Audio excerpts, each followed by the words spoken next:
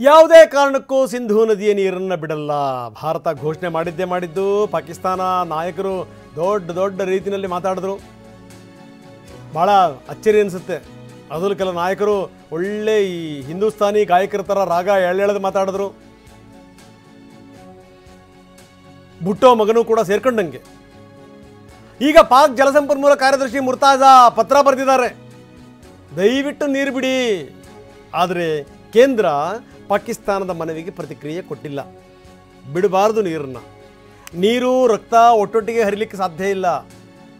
ಈ ಕಡೆಗೆ ಪಾಕಿಸ್ತಾನ ರಕ್ತವನ್ನು ಹರಿಸುತ್ತೆ, ನೀರನ್ನು ಕೇಳುತ್ತೆ. ಯಾಕೆ ಕೊಡಬೇಕು? ಭುಟ್ಟೋ ಮಗ ಅದನ್ನೇ ಹೇಳಿದ್ದು.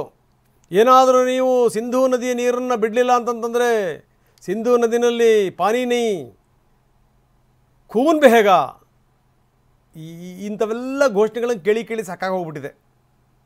ರೀ, ಇನ್ಮೇಲೆ ಮನೆ ಕೆಲಸಕ್ಕೆ ಹೆಲ್ಪ್ ಮಾಡ್ಬೇಕು ನೀವು. ಯಾಕೆ ನಿಂಗೆ ಎಲ್ಲರ ಕೆಲಸ ಸಿಗ್ತಾ? ಕೆಲಸನ ನೋವೇ, ನಾನೇ ಬಾಸ್ ಆಗ್ತೀನಿ. ಬಾಸ್ ಅದೇಗೆ? Boss will be the boss. Bharat ಈ ಬಾರಿ ಒಂದು ದೃಢ ನಿರ್ಧಾರಕ್ಕೆ ಬಂದಿದೆ. ಯಾವುದೇ ಕಾರಣಕ್ಕೂ ಕೂಡ ನೀರನ್ನು ಬಿಡಲ್ಲ. ಅಂದರೆ ನಮ್ದು ಎರಡು ಥರದ ಅವಕಾಶ. ನಾವು ಬೇಕಾದಷ್ಟು ಪ್ರಮಾಣದಲ್ಲಿ ನೀರನ್ನು ಹಿಡ್ಕೊಳ್ತೀವಿ, ಬಿಡಲ್ಲ. ಬೇಕಾದಂಥ ಸಂದರ್ಭದಲ್ಲಿ ನಾವು ನೀರು ಬಿಡ್ತೀವಿ. ಈಗ ಡ್ಯಾಮಿಗೆ ಏನಾದರೂ ಎಫೆಕ್ಟ್ ಆಗುತ್ತೆ ಅನ್ನೋದಾದರೆ ನೀರು ಬಿಡ್ತೀವಿ ಅಷ್ಟನ್ನೇ, ಮುಲಾಜಿಲ್ಲ. ನೀರು ಹಿಡಿಯೋದು ನಮ್ಮದೇನೇ, ನೀರು ಬಿಡೋದು ಕೂಡ ನಮ್ಮದೇ ನಿರ್ಧಾರ. ಹೆಂಗಿದೆ ನೋಡಿ.